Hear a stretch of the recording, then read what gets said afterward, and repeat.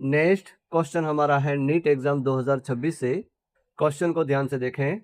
Consider the following reaction, निम्नलिखित अभिक्रिया पर विचार कीजिए। रिएक्शन को ध्यान से देखें। रिएक्शन हमारी है 2A प्लस B, दोनों आपस में ऐड हो रहे हैं और ऐड होकर के हमारा प्रोडक्ट क्या बना रहे हैं 2D। ये जो रिएक्शन दी है उस रिएक्शन के अंदर किसकी वैल्यू दी हुई है आपको? तो एक तो वैल्यू दी है आपको डेल यू मतलब इंटरनल एनर्जी में जो चेंज होता है उसकी वैल्यू हमारी है -10 किलो जूल मोल इनवर्स।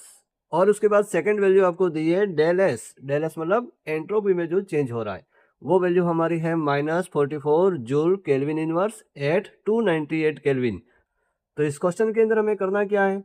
तो हमें ये करना है कि identify the correct option with del G for the reaction. तो इस रिएक्शन के लिए जो हमारी डेल जी की वैल्यू है वो डेल जी मतलब गिब्स एनर्जी में जो चेंज होता है वो वैल्यू हमें इस क्वेश्चन के अंदर हमें निकालनी है, जो आपको इस 4 ऑप्शन के रूप में दी हुई है। और उसके साथ क्या करना है? तो spontaneity of the reaction at 298 kelvin, मतलब ये रिएक्शन स्पॉन्टेनियस है या नॉन स्पॉन्टेनियस है, वो भी हमें इस डेल जी की वैल्यू के आधार पर हमें उसका जवाब देना है। मतलब कुल मिला करके ये जो रिएक्शन दी है उस रिएक्शन की जो डेल जी की वैल्यू हमें निकालनी है और डेल जी की वैल्यू निकालने के बाद ये जो रिएक्शन है वो हमारी स्पॉन्टेनियस है या नॉन स्पॉन्टेनियस है वो हमें पता करना है। तो ध्यान से देखें कि ये जो डेल जी है उसकी वैल्यू हम कैसे निकालते हैं। तो रिएक्शन हमारी है 2A plus B change into 2D और इस रिएक्शन की डेल यू इंटरनल एनर्जी में जो चेंज हो रहा है उसकी वैल्यू हमारी है -10 किलो जूल मोल इनवर्स। और उसी के साथ में एंट्रोपी में जो चेंज हो रहा है ना डेल एस की वैल्यू हमारी दी है -44 जूल केल्विन इनवर्स। और हमें किसकी वैल्यू निकालनी है? तो हमें वैल्यू निकालनी है डेल जी की। तो डेल जी का फॉर्मूला होता है हमारा del H minus T del S. तो इस फॉर्मूले के अंदर हमारा टी टेम्परेचर की वैल्यू हमारे पास में है 298 केल्विन और डेल एस की वैल्यू भी हमारी यहाँ पर ये दी हुई है। तो हमारे पास यहाँ पर इस सवाल के अंदर इस फॉर्मूले के अंदर किसकी वैल्यू नहीं है हमारे पास में? Del H. एंथैल्पी में जो चेंज हो रहा है उसकी वैल्यू हमारे पास में नहीं है। तो वो हम कैसे निकालेंगे? तो डेल एच के फॉर्मूले से, डेल एच का फॉर्मूला हमारा होता है del H is equal del U plus del N R T. तो इसमें डेल यू कौन है? हमारी जो इंटरनल एनर्जी में जो चेंज हो रहा है वो डेल यू।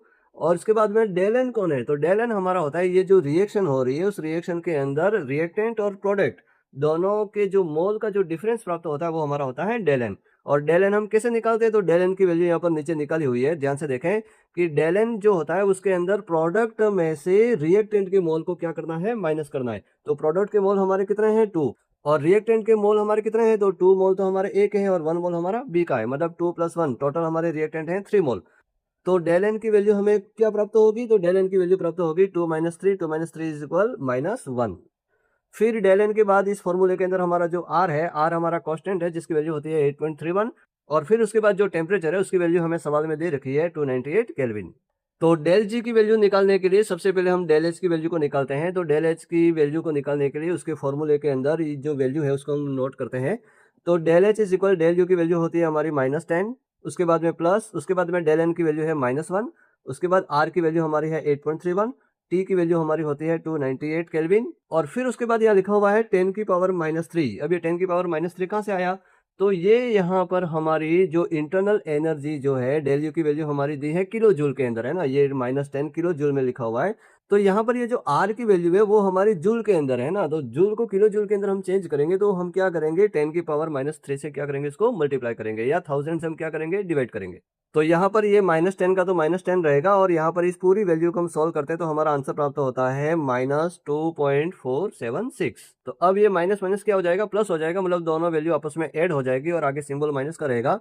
तो डेल एच की वैल्यू हमारी हो जाती है -12.476 किलो जूल मोल इनवर्स। तो ये हमें प्राप्त होगी, एंथैल्पी में जो चेंज हो रहा है वो वैल्यू हमें प्राप्त हो जाती है। फिर उसके बाद आगे हमें इस सवाल के अंदर जिसकी वैल्यू निकालनी है, किसकी वैल्यू निकालनी है? डेल जी की वैल्यू निकालनी है जिसका फॉर्मूला आपके सामने है। तो यहाँ पर डेल एच की वैल्यू हमें जो प्राप्त होती है वो हमने किस में निकाली है? किलो जूल के अंदर निकाली है ना। और यहाँ पर जो डेल एच की वैल्यू हमें जो दी है वो हमारी किस में दी है? जूल के अंदर। तो उसको भी हम किलो जूल के अंदर कन्वर्ट करेंगे तो हमारी वो वैल्यू हो जाएगी -0.044 किलो जूल केल्विन इनवर्स।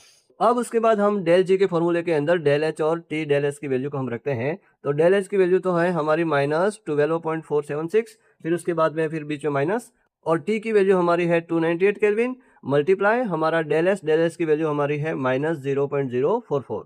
तो आगे इसको हम सॉल्व करते हैं तो डेल जी की वैल्यू हमें प्राप्त हो जाती है -12.476। ये तो जैसा है वैसा ही है। यहाँ पर ये इसको हम पहले सॉल्व करते हैं तो ये माइनस और माइनस दोनों का आपस में मल्टीप्लिकेशन होता है तो क्या हो जाता है, प्लस हो जाता है। और दोनों को जब मल्टीप्लाई करते हैं तो हमारा आंसर आता है 13.112। तो जब लास्ट में जब हम सॉल्व करते हैं तो हमारी जो डेल जी की वैल्यू प्राप्त हो रही है वो +0.636। यहाँ पर प्लस में क्यों आया, क्योंकि हमारा 13 है वो लार्ज नंबर है।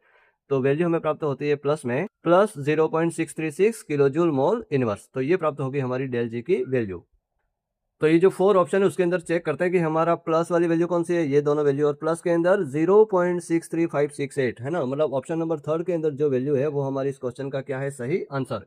अब उसके बाद हमें चेक करना है कि हमारी ये जो रिएक्शन हो रही है वो रिएक्शन हमारी स्पॉन्टेनियस है कि नॉन स्पॉन्टेनियस है। तो आपको ये ध्यान में होना चाहिए कि यदि डेल जी की वैल्यू यदि पॉजिटिव प्राप्त होती है ना, हमारे इस आंसर के अंदर पॉजिटिव वैल्यू प्राप्त होती है, तो डेल जी की वैल्यू जब पॉजिटिव होती है तो वो प्रोसेस हमारा नॉन स्पॉन्टेनियस होता है ना, अस्वतः प्रवर्तित प्रक्रम होता है।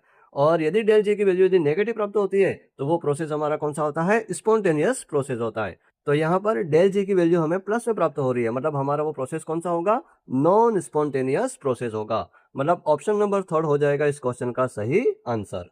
ओके।